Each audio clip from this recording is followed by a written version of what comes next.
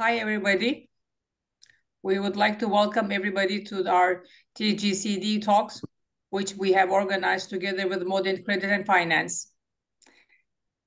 Tüm katılımcılara geçmiş bayramlarını tebrik ederek bir cümle hoş geldiniz diyorum.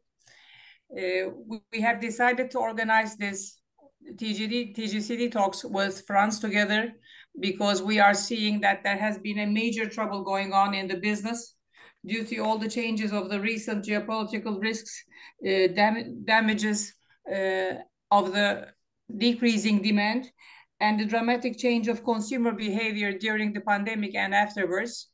There has been a lot of companies in Europe, which is our major buyer, having financial troubles, and our manufacturer members are having trouble to manage this risk assessment and protect themselves from any potential losses. So I would like to hand over the word to Franz from MODINT. Thanks, Sanem, for your nice introduction. And on behalf of MODINT Credit Finance, I also like to welcome you all in this webinar about risks and collection in our industry. As a leading credit management company, we have been active in fashion and textile only for many decades. And we've also seen for many decades that our supply chain is constantly controlled by passing on costs and risks instead of better managing this and get a better pie for everybody in the supply chain. So we are convinced we should focus more on that item, and we call it financial waste. And we are active on different platforms on how to prevent this financial waste. We did this in London at Pure last month, and we will do it in Copenhagen at SIF this summer. And from this point of view, we have various partnerships with trade associations and industry organizations in the European. And we are very pleased now, Sanem, that we can start this cooperation also with TGSD. Not only because we have a long relationship already with several Turkish suppliers, but also a year ago, we were in Istanbul and Bursa after this terrible earthquake with a trade mission on circular textile. And then again, we realized how important Turkey is as a country for fashion and textile. So therefore, I'm very happy to sign an agreement with TGSD and have this webinar as a kickoff for our successful collaboration with TGSD and its members. So let me put a signature and wishes a lot of success in this webinar and cooperation. And then I hand over the floor to, I think, Dikmen, Sanem. Yes, we would like to start with Dikmen. And he is the senior credit analyst from Allianz Trade, and he is specialized especially on our apparel business, apparel and footwear business. Please, Dikmen, the floor is yours. Thank you. Yeah, please, Jeroen, if you would open the presentation for me, that would be great. Maybe a small background about myself. I'm 50 years old already. I have a background in business economics. Started my career a long time ago in banking and have been working for Allianz Trade more or less in this role for the last 15 years, with a high emphasis on fashion, retailing, textiles, etc. For the last 15 years, and a lot happened in the Netherlands in that time, especially 10 years ago, but nowadays as well.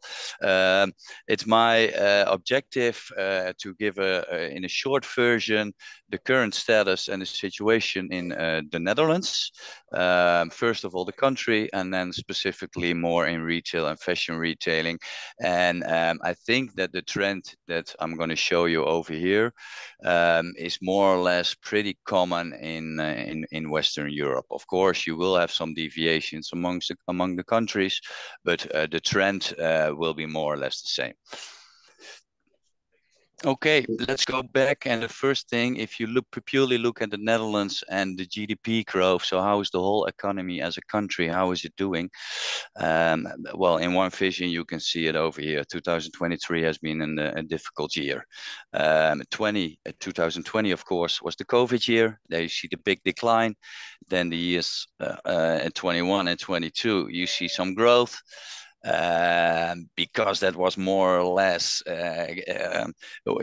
gaining from the disadvantages you had in the COVID year, so you had some additional attraction. But the 23 was challenging again, especially the first three quarters, small declines. Q4 compensated for the full year, but all in all, more challenging than before, and that's also the story you heard in the news. Two ways. We are a large exporting country, because countries around us were having some more challenges as well. We feel that, and the consumer spending overall, because of inflationary effects, were high, and therefore consumer spending was under some pressure as well. Yeah, Jeroen, please. If we then zoom into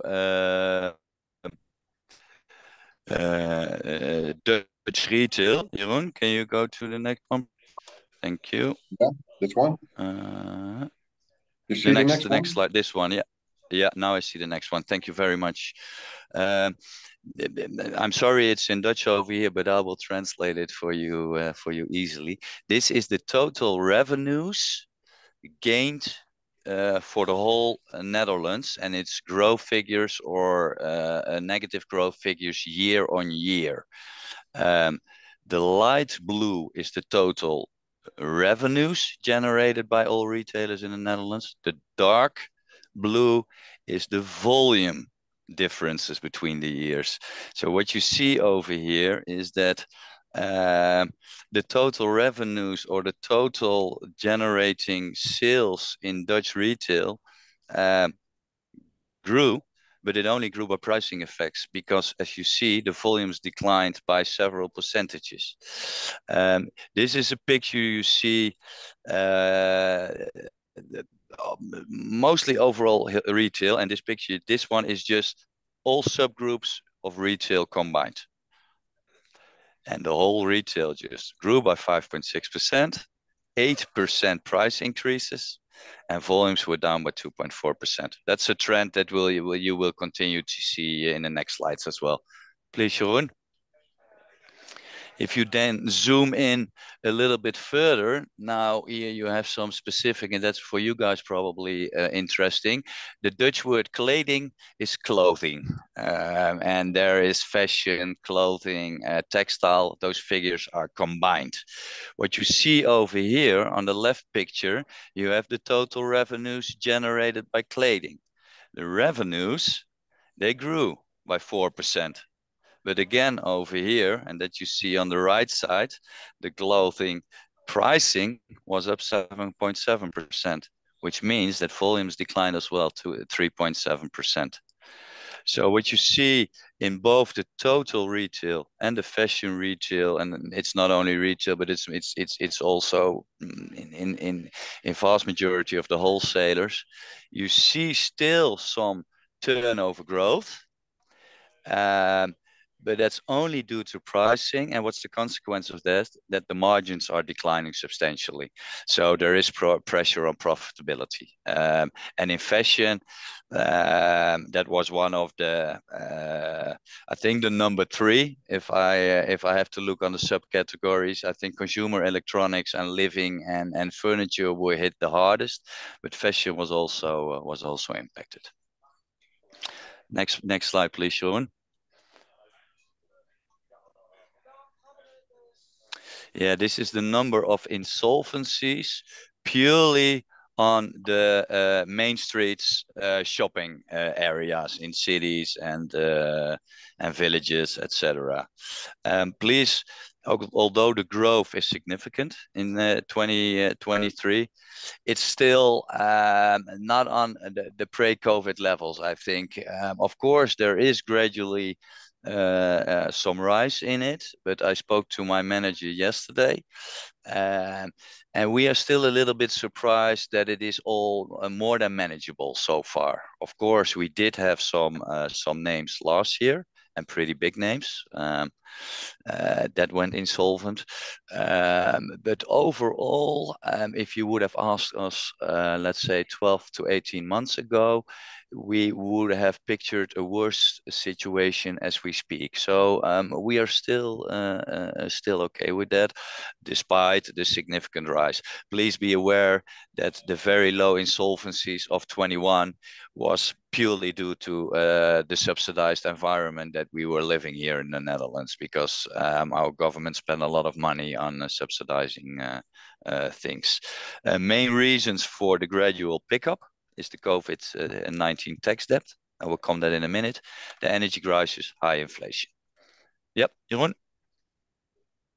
Yeah, this is especially when you guys deliver to fashion retailers here in the Netherlands and other retailers. They do have debt, and a specific debt related to COVID-19. Many companies were allowed to postpone tax payments, social securities here and there, etc., etc. Originally, approximately about 15 billion euros. That has been brought down by 5.7 as we speak. And what is 5.7? The government still needs to collect postponed tax obligations to the amount of 5.7 mer. If you ask me, this will be the most challenging part of the amount to be collected, because what I hear, and I speak many fashion retailers here and there, they are talking to the tax authorities to find some agreement, because liquidity is tight, and they are in some cases very huge amounts, so they just cannot pay it in order to remain viable. So that is still a situation going forward as far as I'm concerned. And yeah, 1 out of 3 companies do have challenges with the repayment schedule. On the other hand, I know some examples that the Dutch government is flexible in it, because I know they already did make some arrangements where they also were prepared to take a haircut on the total collectibles, so to say. Next slide, please, Jeroen. This is more year to date. So what we were talking about a few slides ago were with 23 figures. This is more year to date. You see a gradually improving environment apart from furniture and consumer electronics, which still have challenging times. If you specifically look at clothes, then they had a good January month with like approximately 4% growth compared to January last year, and February was more like flat compared to last year. So also the beginning of 2024 situation not really changed. It is challenging, but it's copable. Next slide, please, Jeroen. Yeah, just a summary. The situation over here, it is challenging but doable. The end of COVID caused very good retail market conditions in, like, let's say 21, 22, because of the subsidized environment. That's no longer the case. So people have to do it by themselves, and that's a little bit challenging. Yeah, and then of course the war, Ukraine and Russia, caused high inflation over here in the Netherlands, and a little bit more than, for example, in France, because we have a high component of energy. In the past, we had our own gas hub over here, but now we have to import most of it. So we were pretty much impacted by those inflationary effects. And that bounces back in your margins, and that bounces back in your indirect costs. So profitability is slightly under pressure. Tax obligations play an important role going forward. Always, yeah, try to see if that's a real burden for companies that you deal with. And the outlook is, yeah, it is moderate optimistic. because the good thing over here is that last year our salaries increased as well, significantly, like no year before in the last 25 to 30 years, in order to compensate inflation. Of course, that makes inflation a little bit more sticky, probably, but on the other hand, that also means that consumer spendings are still available. And it's, if I look in the cities and just walk through the streets, people are still spending. So yeah, at the end of the day, be cautious, but it's still an okay environment to trade with. Yeah. Last slide, please, Jeroen. This is more internationally. What the situation I just gave you a picture is from the Netherlands. This is more internationally how we view it when we as Allianz, how the countries and the subs and the sectors. As you see, there is not too much green. So it is, but I mean, the geopolitical environment is challenging. So yeah, just take your time and you can see what, as of Q1, we think of countries and sectors. This is it for me. One final comment. The Netherlands remains a good country to trade with, and we are cautiously optimistic, so to say. Thank you for your attention.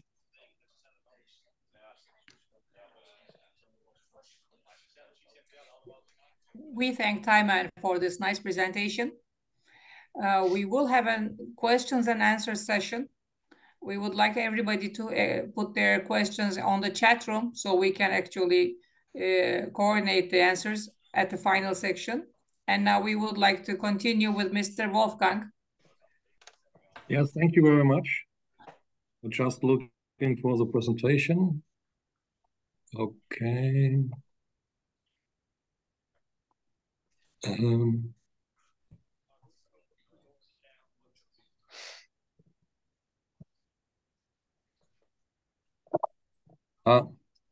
We got some help. Just a moment.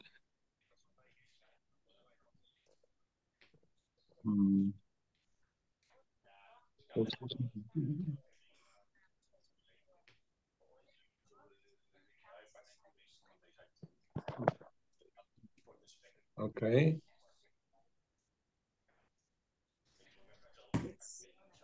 Experiencing Zoom again.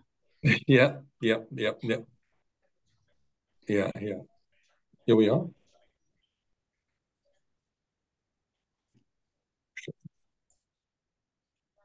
Okay.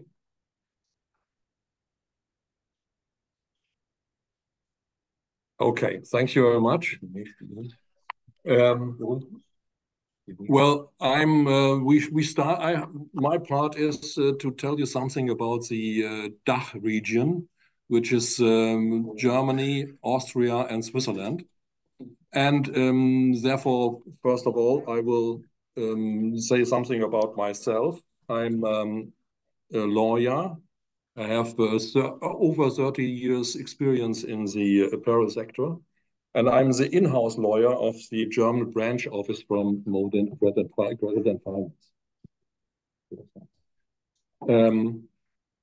Just a moment.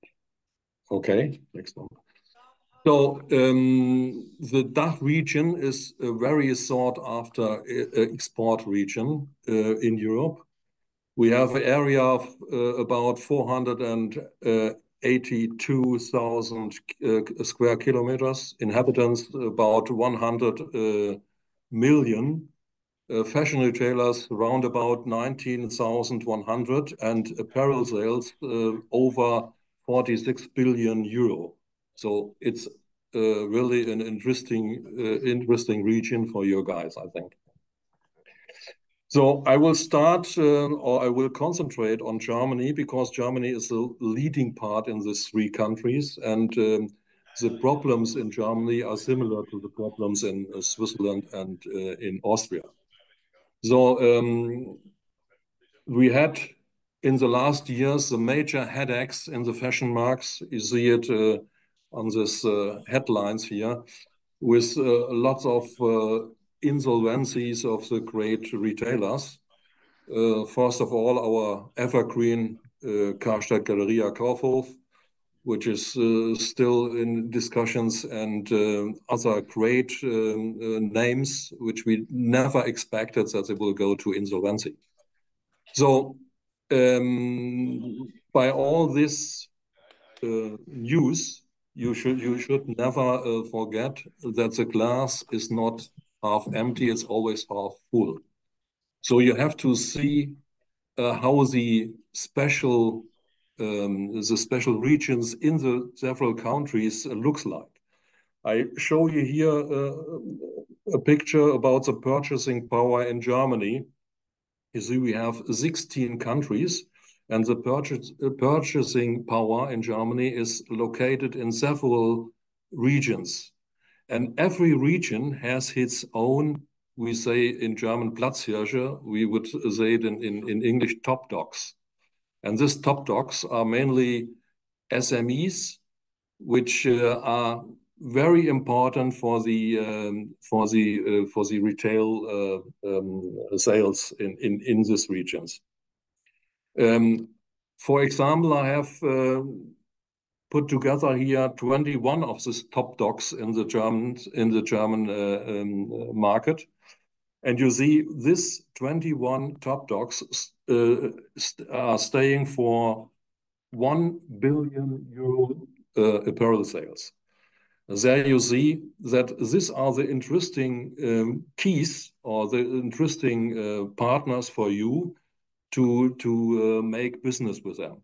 Not the large ones, it are the regional SMEs who keeps the business going. The problem is in Germany that we have no longer international fairs. So the question is, where can you find these top dogs? And therefore you have to look to regional order centers.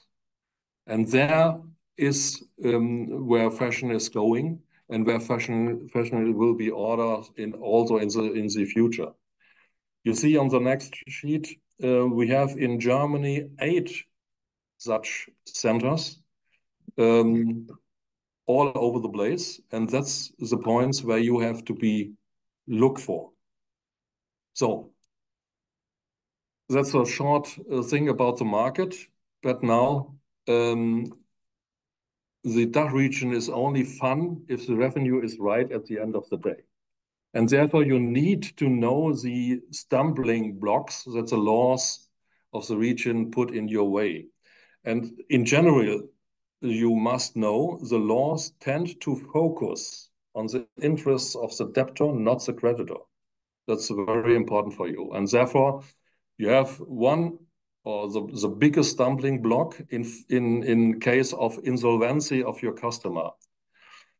If you granted your debtor a payment facility and the debtor is going bankrupt, insolvency, the insolvency administrator can contest the agreement retroactively for 4 years and demand the payment made back. The requisite, the debtor acted with the intention of disadvantaging his other creditors with this agreement, and you were aware of this intention. If the debtor is insolvent at the time the payment agreement is concluded, the debtor's intention to disadvantage is given. As the creditor, as a creditor, you are legally presumed to have been unaware of any insolvency when the payment facilitation was granted. But however, this can be, the insolvency administrator can rebut this legal presumption with appropriate evidence. And therefore, it's very, very important that in your correspondence with your debtor, you have to avoid any statements about insolvency. Under no circumstances you should threaten to file for insolvency, because this is one sign for the insolvency administrator to say, well, you have pay all the things back which you got from your debtor in the last 4 years. So therefore, you have the stumbling block 2, which is necessary, which you have to do before the orders. Create general terms and conditions in German. It has to be in German language in this area. It should be legally effective. That is not a large problem between companies, because it's sufficient if the contractors can obtain. Just a moment. Just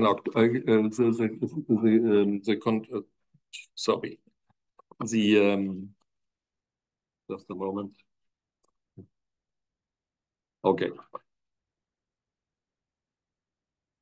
The contractual partner can easily obtain the knowledge. So it reaches if you have put the general terms and conditions on the backside of your order formula, or you say if you want them, you can I can send you if you need them, and you call me.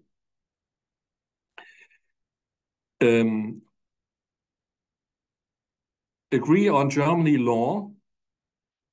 That or Austrian law or Swiss law, that should be absolutely necessary, because this is the only way that you got the most important security instrument in this general terms and conditions. So, sorry. The next one. So, what I mean is the retention of title. There are 3 kinds of retention of title. This is a simple one. So this is the seller remains as owner until the purchase price is paid in full. That's the simple one. Then you have the extended retention of title. In the moment the buyer or the buyer sells the goods, the seller is entitled to the purchase price instead of his ownership.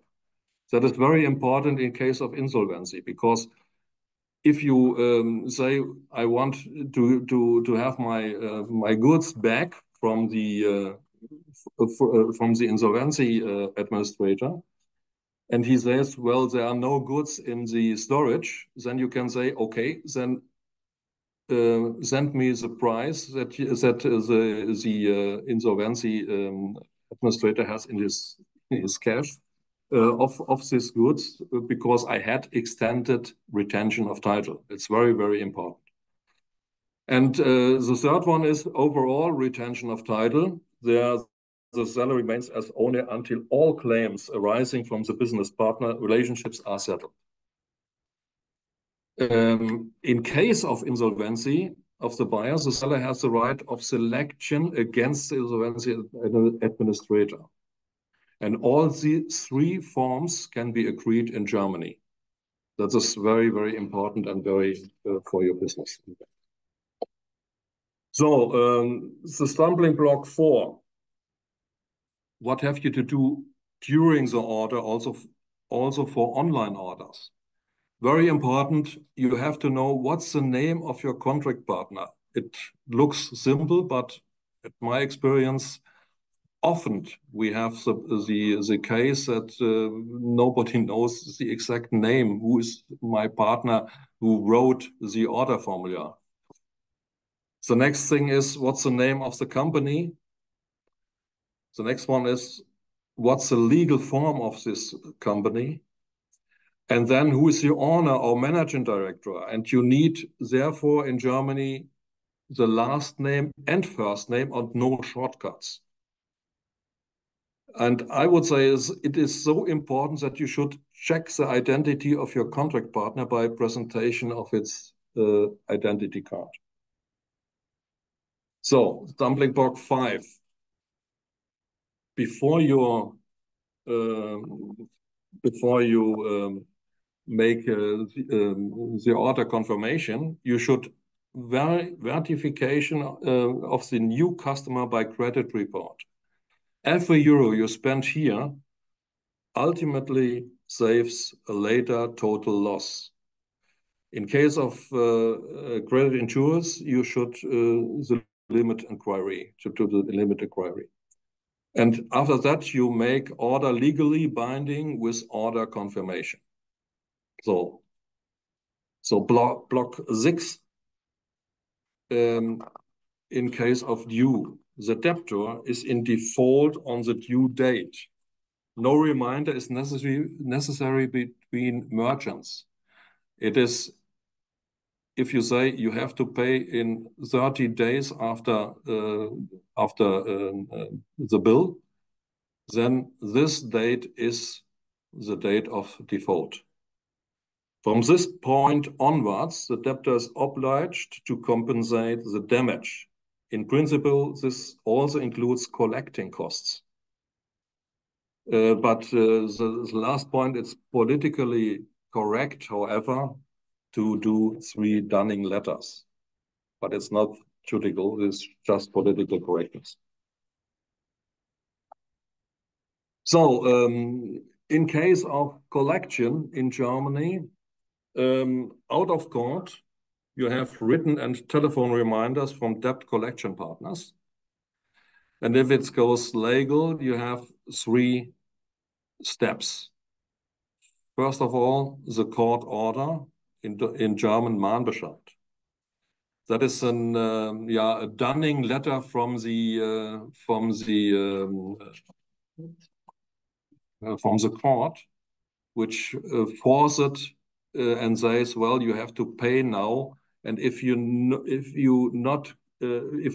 do no contradiction within 2 weeks, then you have to be aware that you get an enforcement order. That's the next step. It is in German Vollstreckungsbescheid. And if also there's no objection within 2 weeks, then you have an enforcement, because this is like a court title. Then you can go with this application to the competent enforcement court and at the debtor's residence, and from there the distribution to the bailiff, and the bailiff can do the garnishment of the debt owed, including also the cost of the bailiff. So now let me say some short words to the other 2 countries. I focus only of the differences in retention of title. In Austria, you see, you have the simple retention of title. It's not legally regulated, but it is recognized by the case law. Also, the extended retention of title.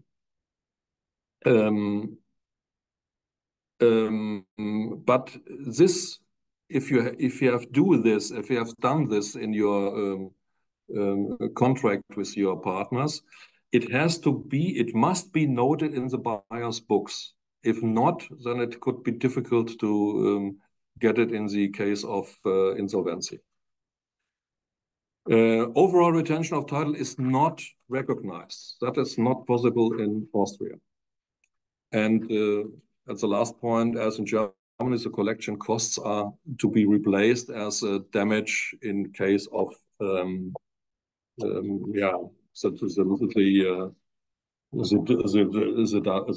dunning situation. So in Switzerland, it's more complicated. In Switzerland, you have simply retention of title is freely compliant as long as the goods are still outside Switzerland. That's and must be declared at the latest time, at the time of delivery. So in the moment it goes into the country, then it has to be declared. But the buyer can then refuse the acceptance. So that's the problem. And after that, the retention of title must then be registered within 3 months in the reservation of retention of title at the purchase place of residence. Otherwise, it will be forfeited. There's also no right for the creation to the insolvency administrator until the entry is registered. So extended retention of title is also possible, but not possible is overall retention of title. So, and very important is the debt collection expenses cannot be recovered by the debtor as a damage. So this is in short about this area. I think if you are good, have your good preparation, it secures your success, and it is worth to get the 2,000 kilometers from Turkey to the DACH region. That was from my side. Thank you very much for your attention. We thank Wolfgang for his participation and for the nice presentation about the legal aspect of our business changes. Definitely what he mentions as approximately 47 billion euros of a market for the fashion market is one of the important players. And as for the reports from Turkish exporting, Germany has been the biggest account for many years by now. Although there has been some changes, Germany as individual country has kept the first place. So we would like to continue with our third speaker, Jeroen, and then we will be able to take all the questions and answers at the end. Okay. I'm going to share my presentation. Welcome to you all. My name is Jeroen Leijzer. I'm 52 years old. For over more than 29 years of experience now working at MODINT Credit Finance. And the last 8 or 9 years, as one of the three co-owners next to Frans and Charles van der Bovenkamp, who's also joining us in this webinar. Before we start, just a quick introduction of MODINT Credit Finance. 9 years ago, we separated from the Dutch trade association MODINT. In the meantime, we have grown to a larger European operating organization for trade-related finance and insurances services. And from our offices in the Netherlands and Germany, we service more than 600 clients in fashion, textiles, shoes, sports, and home and gym.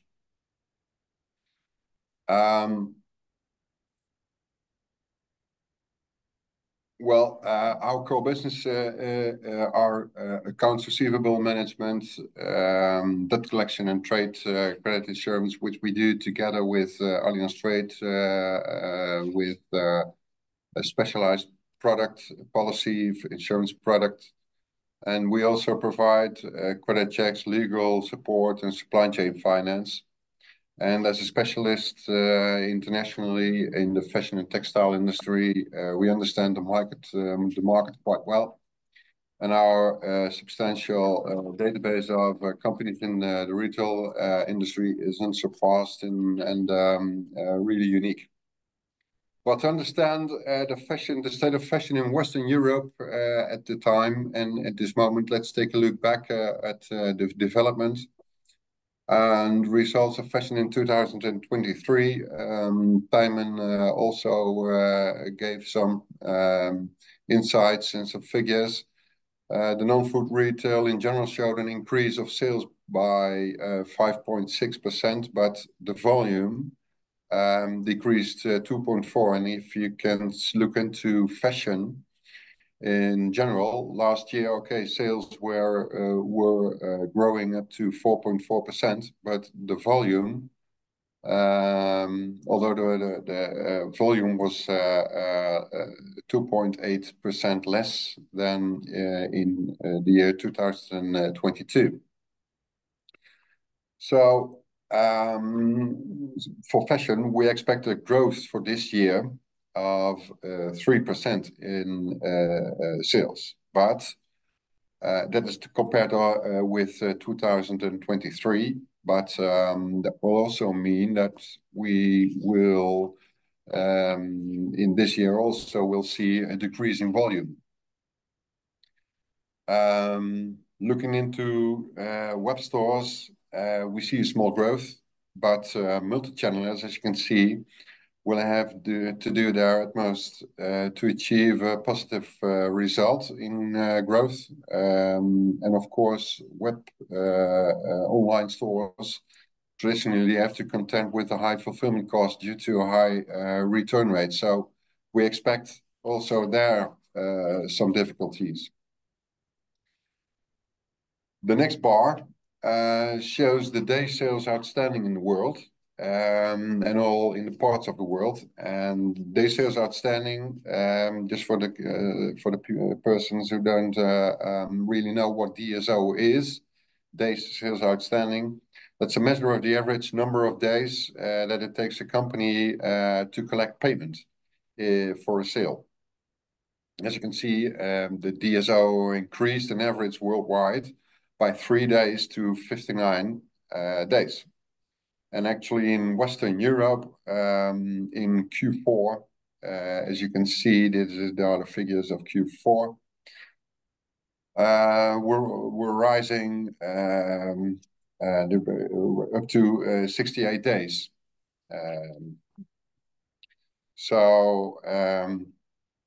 If you look into this graphic, this figure shows the payments are being made later and later. And in Western Europe, even 5% of the invoices remain unpaid after 120 days. And that is especially for small and average SMEs in Western Europe. Just to have a good idea, 99 of our companies are SMEs, and they represent 70% of the total trade. So you can imagine that this is a significant impact on working capital of companies.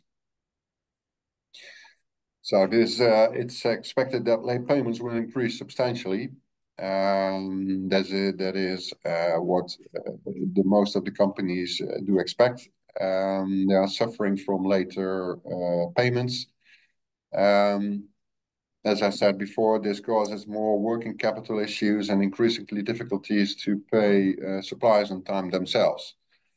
58%, as you can see, do expect more difficulties to pay in time for their own suppliers.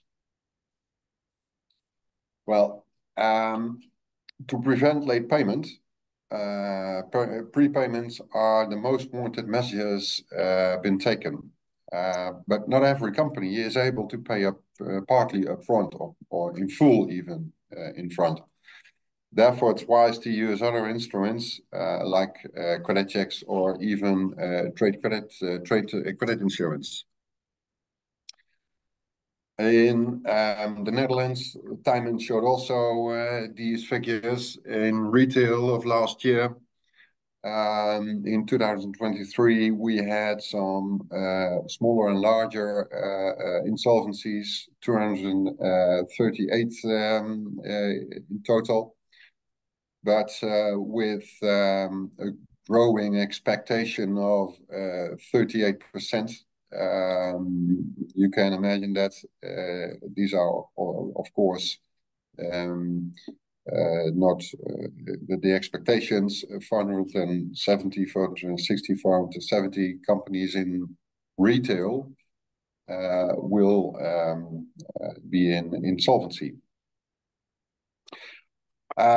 Just as Wolfgang just told us about a sneak peek of Schutzschirmverfahren in Germany, there are several new forms of insolvencies in Western Europe, protective shields proceedings, better called. Next to Germany, Belgium, and the Netherlands, also, for instance, France and Italy have comparative proceedings. They are aimed for debt restructuring by final discharge of creditors and their claims. And as an example, last year in Germany, maybe you've heard of the insolvency. It was called Schutzschirmverfahren of Peek and Kloppenburg. that unsecured creditors only got 9% of their original claims. So there were substantial losses for all creditors, especially unsecured creditors. Well, these insolvencies are quite a problem. This is just a selection of insolvencies of last year and this year. Last year, of course, the bankruptcy of Scotch and Soda caused severe problems for also a lot of Turkish suppliers. We are still helping them, but just recently also Ted Baker and Esprit Belgium became insolvent. And it is expected that more companies will follow this year, especially in the larger branches and retail chains in Northwest Europe. Some more insolvencies are expected. Well, what is then the issue? If what we see with the smaller margins and the smaller profits a company have, what we see is when the fashion chain is under pressure, retailers become nervous and start offering discounts earlier than necessary. These discounts are then passed on to the supplier. Retailer has to deal with high costs, personnel, rent, energy, purchasing, etc. So resale turnover rate is low, and then the nervous market will low sell-through turnover rates, causing unnecessary early discounts. Then if the early unnecessary discounts means less margin, markup reduced even more.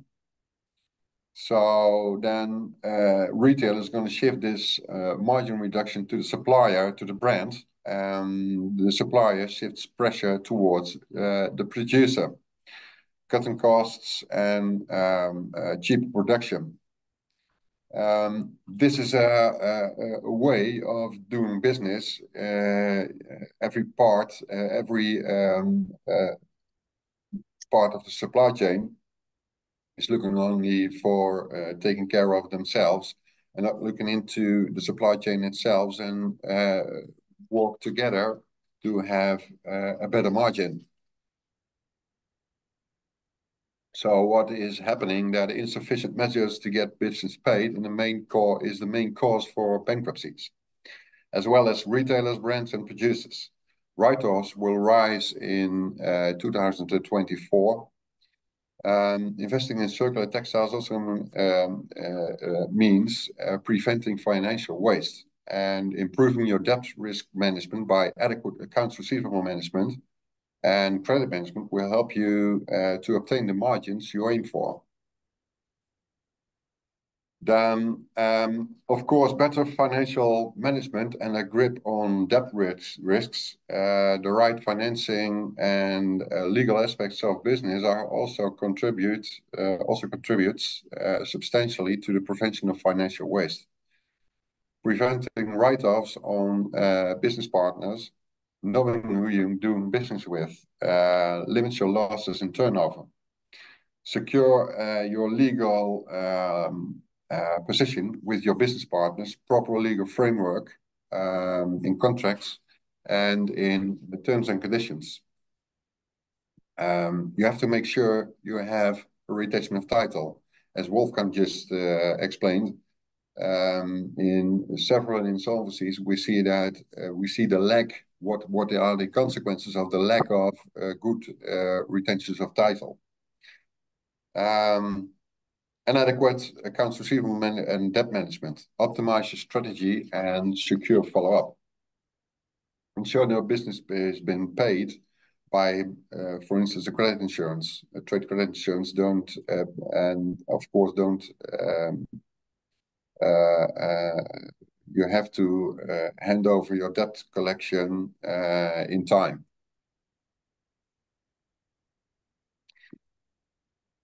Just to get back one quick view on legal matters. You have to have protect your legal position by optimizing the legal framework. This could be done by letting us audit your agreements and general terms and conditions, as well as for sales as for your buying and production. They need to be in optimal condition. And a retention of title, which means goods remain your property until being paid, is of the utmost importance for your legal position, and for instance, bankruptcies. And of course, you can extend every contract with appendices, for instance, for quality management, safety, compliance, and sustainability subjects. The new legislation that is coming up in the next couple of years in Europe.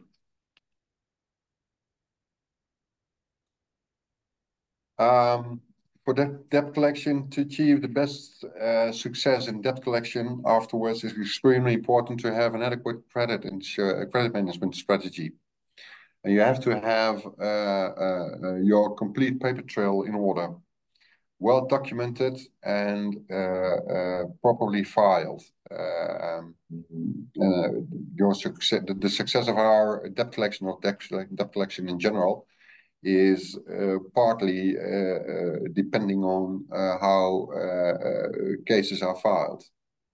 And of course, what is very important, don't wait too long for transferring your claim into a debt collection, because everybody in our industry is having the same delivery periods. And also for debt collection applies first come, first served. In trade credit insurance, you can cover not only, as you can see in the right column, not only payment risks, but also pre-shipment risks. So the period from order until delivery.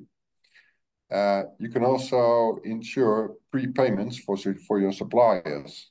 You can cover the preferential payments. Preferential payments is then you cover risks like Insolvenzanfechtung, what Wolfgang just slightly told you, and of course fraud. That was my presentation. If you want to follow us on social media and keep updated with news, etc., just find us. Thank you for listening. Jeroen, we thank you for the nice presentation. Definitely, credit finance is becoming a bigger topic for all the manufacturers of Turkey to be able to collect receive their collectibles on a timely manner. So if there is any questions, we would like to have an open field for the chat room. You can write your questions and we can share for all the speakers participated.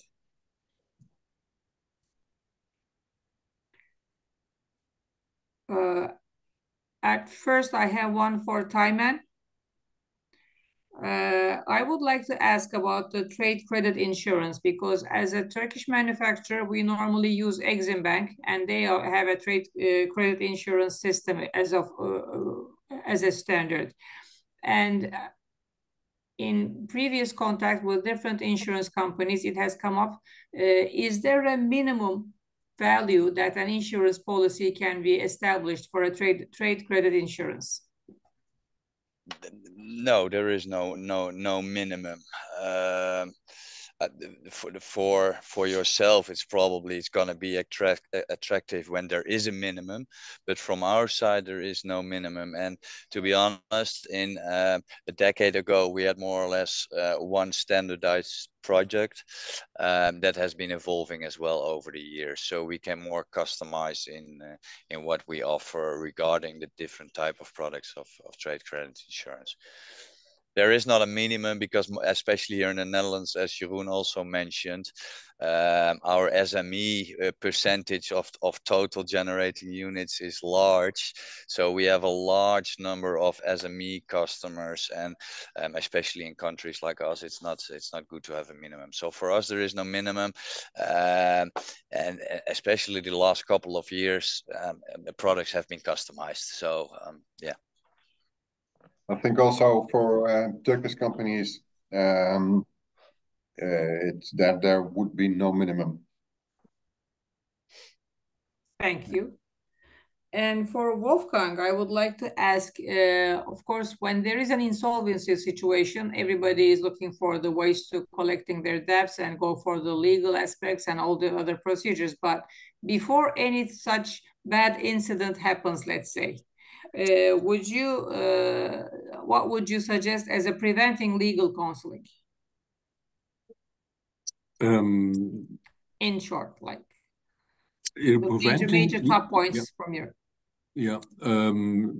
If you hear something about insolvency situation, then you have to what could you do? You could be in very close contact to your customers to solve the situation. But when the situation is there and everybody knows this will go to an insolvency procedure, it's I think too late to do something. Yeah, then the process is going on, and if the insolvency administrator then knows about the contacts you had to your customer, that you knew the situation about this his financial resources, then you have very bad signs to get something out of that. It's you have to be in a special contact in the whole time of your connection to your customer, and you have to do very early something to protect your orders or your things. But if it's close to the situation that the insolvency is on the door, then it's, I think, too late. Then you can do nothing more. And one last question is for Jeroen. Let's suppose there is an example that we have a potential customer that we are discussing a potential business and actually initiating a business relationship. What would be the way to go on? Let's suppose there is a potential business volume of 500,000 euros of sales on the table, on a discussion way. Of course, all the manufacturers and buyers are very focused on prices. And of course, we are making most of our manufacturing as a subcontractor. So we are also very focused on defining the product and how it is going to be achieved and quality requirements. What would be the best way to get into contact with you to understand the potential credit risk of that buyer? Yeah, well, a couple of things, I think, Sanem. It's first of all, you have to know who you're doing business with. In your example of 500,000 euros, that's such a large amount, such a large order, that in that case, it's best to look into more security and trying to find some trade credit insurance solutions for the single invoice, for instance. First of all, you have to know who you're doing business with, and you have to get what we see in practice is that still for such kind of large business, 500,000 euros, still orders are placed with just one written document, or just by calling a call between the supplier and the customer. You have to have to get your paper trail in order. You have to have good terms and conditions with retention of title, so you have secured your own legal position. That's very important. That's first of all. You can also do a credit check and that's maybe even for a smaller business sometimes wise, but also for large, next to a trade credit insurance solution for this order, look into who's your customer. Try to get more information about what is the situation. Why are they going to buy with you now at this moment, instead of, for instance, where they were buying the last couple of years. So you have to have a reality check next to a credit check. And if you're going to do that, that's not no guarantee, of course, for payment, but look more into what is the creditworthiness of your customer. And of course, we can help you. We can help all members of TGSD with our solutions, with our services. They are open for use. For you, just try and find out how it's going to work for you. But the main advice is know who you're doing business with and secure a legal position. Thank you, Jeroen. And I would like to hand over the word to Frans, and thanking all the participants, Tijmen, Wolfgang, and Jeroen, for the nice informative presentations. We have already started to receive some thank you messages with the appreciation. Yes, Frans, the floor is yours. Yes, Sanem, as a wrap up, I hope that we've been able to give you some insight in how to prevent financial waste, and in that way also run your business sustainable. Of course, it was an overview, and the devil is in the details, we say in business. So please be invited to have a closer look at our services that are accessible and available 24/7 on demand. We don't have any complicated contracts and work case by case. So as Jeroen said, try us and find out, and thanks for your time and attention. We have one last minute question. I would like to ask, most of our companies in Turkey has mentioned, one of our producer companies, that they are working as an open account. And unfortunately, insurance isn't the case for most of the retailers or brands due to their credibility. In such cases, what are the ways to get our payments is the question. So I would like to forward this to Jeroen. For open account, you mean? Yes.